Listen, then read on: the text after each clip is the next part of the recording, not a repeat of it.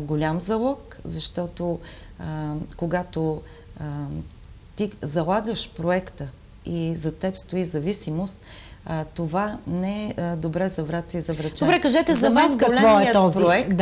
Е много работа, упорита работа. Аз съм вложила много усилия да стартира този проект. Много усилия в административната част, която предхожда строителните дейности. И в следващите 4 години трябва да бъдем перфектни при изпълнението на проекта, защото парите от Европейския съюз се дават на тези, които могат да ги усвояват правилно. Дано да успеем да се справим в следващите 4 години. Аз се изкушавам да ви попитам за нещо, в което не сте длъжна да ми отговаряте, но все пак днес излезе една статия, която малко или много предизвика коментари. Да не казвам по-друга дума, коментари в местен вестник, която касаеше несъстояла се среща между вас и вашия опонент в кметската надпревара в ефира на Национална телевизия. Какво е вашето мнение по въпроса? Така ли е наистина? Нещата са съвсем прости. Вчера бях поканена от екипа на TV7 за дебат тази сутрин в 7:30. Приех с удоволствие поканата, защото врачани заслужават в национален ефир, който се гледа от повече хора, да чуят идеите ни, които имаме за Враца, и да чуят моята и на моя опонент програма. Да, и все пак сме в предизборна кампания. За това приех. По-късно от TV7 се обадиха да ми съобщат, че господин Иванов е отказал. Това е, няма друго. Вие участвахте? Участвахте в тази среща? Не, аз не съм участвала в дебата, защото той просто не се състоя. Ставало е дума за дебат. Да. Нека да продължиме с вас да гледаме нещата, за които все пак така сме дошли в това студио и касаят вас като кандидат-кмет на община Враца. В своето обращение казвате, че в този момент красивите думи и празните обещания най-малко вършат работа. Какво върши работа, госпожо Аврамова, в този момент? Много усилия, упорита работа. Аз в тази предизборна кампания констатирах, че съм единственият кандидат за кмет, който има конкретна програма. Тя е озаглавена прагматизъм, решение и развитие за Враца, защото знам проблемите на Враца, работила съм и съм търсила решенията на тези проблеми и в тази програма има конкретни планове и конкретни идеи, които аз представих на професионални общности и по всякакви други начини, чрез срещи с хората, в конкретика.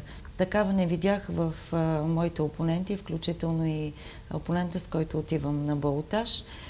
По-скоро чух общи фрази, като и на празни обещания, но на Враца и на врачани не са необходими празни обещания.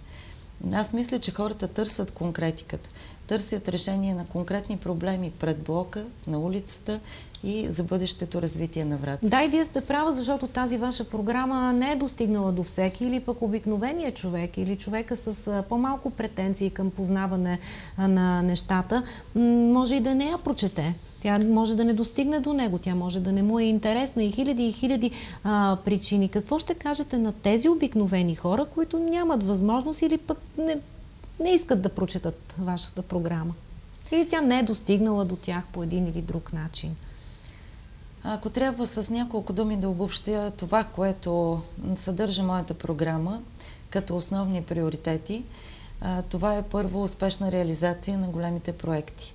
Това е 4-годишен период, в който трябва да обединим усилията си, да работим упорито и отговорно, за да реализираме качествено тези проекти. Да надграждаме тези проекти с нови, защото в следващите години трябва да се печелят нови проекти, за да може да има едно устойчиво развитие за Враца. Това, което съм засегнала в програмата си, е в сферата на инфраструктурата, здравеопазването, туризма, образованието, сигурността на гражданите, нашата градска среда. Всички приоритети имат конкретни мерки, конкретни задачи, които съм си поставила, и ангажименти, които поех пред избирателите и които смятам да изпълня в следващите 4 години. И пак ще ви цитирам от вашето обращение как да преодолеем мисленето, че нищо не се случва. Тази инертност, която пречи на хората понякога да осъзнават нещата и да вървят по инерция, което е много опасно. Аз мятам, че ако обединим усилията си, ако ние всички врачани повярваме, че можем, ако повярваме, че Враца не е тази забравена, това забравено място, което всички мислим, че е, ако повярваме, че можем, знаем и ще успеем, обединени всички можем да го направим. И ще ви дам един пример. В предишните избори ГЕРБ е спечелил кметско място само в едно село от община Враца.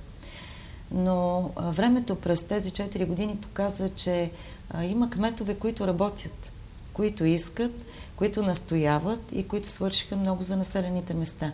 ГЕРБ застана зад тези кметове. Да, които кметове не бяха от ГЕРБ. Да, те не бяха от ГЕРБ, но ние заставаме зад работещи хора и търсим работещи хора. Това бяха кметовете, които избрахме да застанем зад тях и да ги подкрепим. Те направиха много за населените места. Затова казвам екипна работа, обединяване на усилията и тогава ще постигнем целите. Какви са очакванията ви за балотажа в неделя? Остава малко време. Аз съм оптимист за балотажа и като съдя по реакциите на моя опонент и в днешния ден, смятам, че той е притеснен. Това, което се случва... А вие не сте ли? Не е ли нормално всеки човек да бъде притеснен в една предстартова треска? Аз съм оптимист за изхода от този балотаж.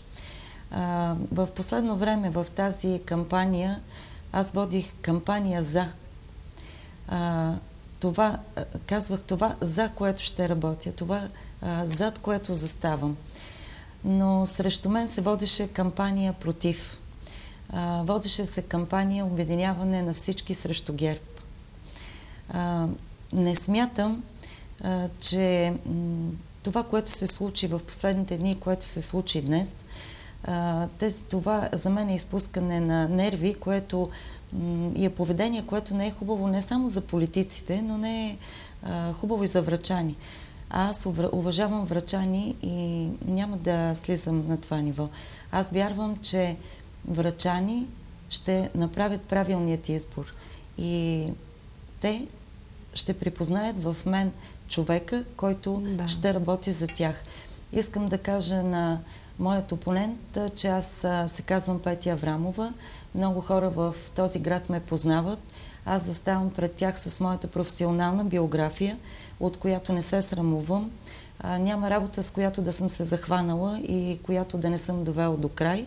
Аз заставам пред врачани с моята политическа принадлежност, с хората, които стоят зад мен.